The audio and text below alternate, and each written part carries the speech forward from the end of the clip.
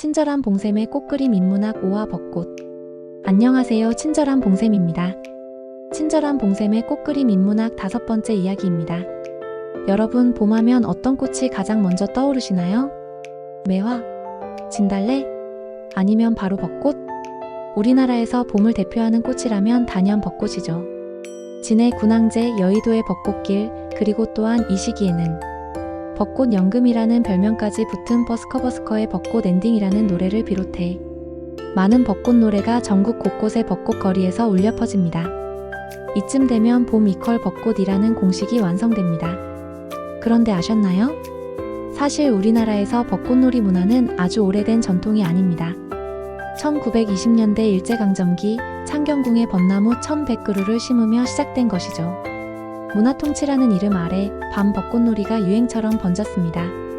해방 이후에도 이 전통이 이어져 1980년대 초반까지도 창경궁에서는 나채팅이라는 남녀 미팅이 대학생들 사이에 유행했습니다.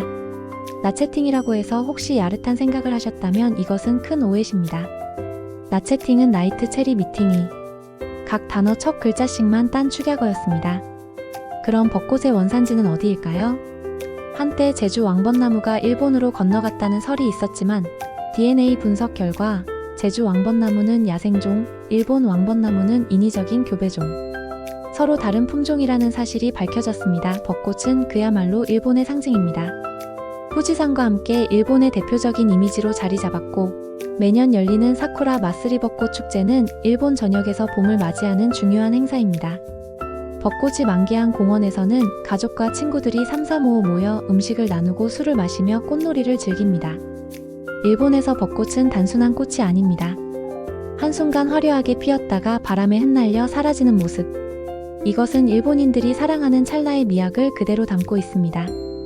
그 덧없음이야말로 인생의 아름다움이라는 메시지죠. 하지만 벚꽃이 늘 평화의 상징만은 아니었습니다. 2차 세계대전 당시 가미카제 특공대는 자신의 죽음을 벚꽃에 비유했습니다. 한순간 찬란히 피고 사라지는 그 모습처럼요. 에도 시대 일본의 벚꽃 문화는 더욱 깊어졌습니다. 1592년 일본을 통일한 토요토미 히데요시는 명나라 정복을 명분으로 조선을 침략해 임진왜란을 일으켰죠. 7년 전쟁은 이순신 장군의 활약과 토요토미의 죽음으로 막을 내립니다. 이후 실권을 잡은 도쿠가와 이에야스는 1603년부터 260여 년간 일본을 통치합니다. 다이묘들이 1년씩 교대로 수도에 머무는 참근제도 덕분에 상업이 발달했고 평화로운 시대가 열렸습니다. 문화와 예술이 꽃피면서 대중 목파나 우키요에가 유행했고 가스시카 호쿠사이가 등장합니다. 그의 가나가와 해변의 높은 파도 아래는 세계적으로 가장 유명한 동양 미술 작품 중 하나입니다. 거친 파도와 포말, 대담한 구도 속에서 일본은 전통에 머물지 않고 변화를 수용하며 발전해온 나라임을 보여줍니다.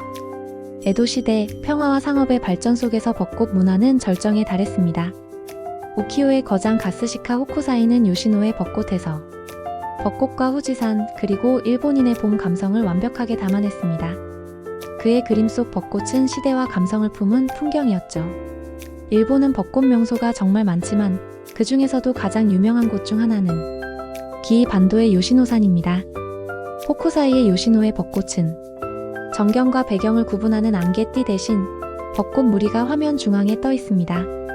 그 한가운데 후지산이 우뚝 솟아 일본 우키요에의 전형적인 모습을 보여줍니다. 이 그림은 구도와 공간감에서 독특합니다.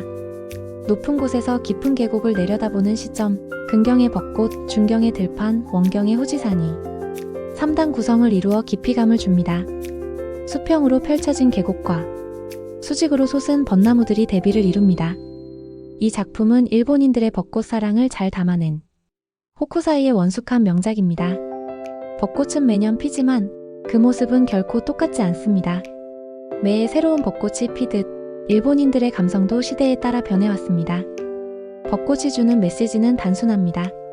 인생은 짧으니 지금 이 순간을 온전히 즐겨라. 어쩌면 이것이야말로 일본이 벚꽃을 사랑하는 가장 큰 이유일지도 모릅니다. 한국 화가 이중섭도 벚꽃을 그렸습니다. 벚꽃 위에 새 속에는 그리움과 한이 스며 있습니다. 잠시 가지에 내려앉은 새처럼 이 작품을 보고 있으면 그의 아픈 가족사가 떠오릅니다. 한은 단순한 슬픔이 아닙니다. 억눌린 그리움이자 말하지 못한 감정, 그리고 끝내 품어야만 했던 아픔입니다. 이중섭은 일제강점기와 한국전쟁을 겪으며 사랑하는 가족과 헤어졌습니다. 그리고 끝내 다시 만나지 못한 슬픔을 안고 살았습니다. 그의 아내와 아이들은 일본으로 떠났고 이중섭은 그리움 속에서 편지를 쓰고 그림을 그리고 그렇게 마음 깊은 곳에 그리움을 품은 채 살았습니다. 이 그림 속 새는 어쩌면 이중섭 자신일지도 모릅니다. 어딘가에 머물고 싶지만 결국 떠날 수밖에 없는 운명. 그리고 그 뒤로 남겨진 흩날리는 꽃잎들은 그가 남기고 간 그리움과 미련 그리고 사랑 같습니다. 벚꽃은 짧게 피고 져버리지만 그 순간만큼은 눈부시게 아름답습니다. 이중섭의 인생도 그러했습니다.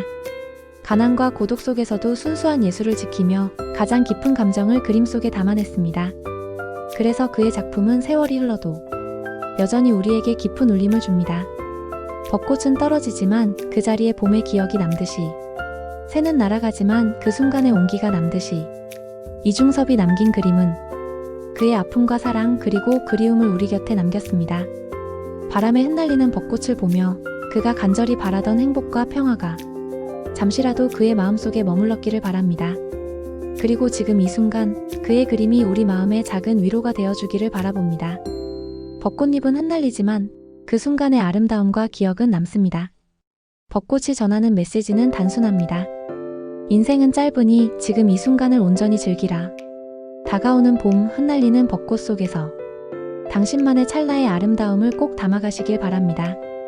이야기가 마음에 와닿았다면 구독과 좋아요는 꽃을 피우는 따뜻한 햇살 같은 응원이 됩니다. 꽃그림 인문학. 지금 여러분의 마음에도 한 송이 꽃이 피어나기를 바랍니다. 그럼 친절한 봉쌤의 꽃그림 인문학 다른 꽃 이야기로 만나 뵙겠습니다.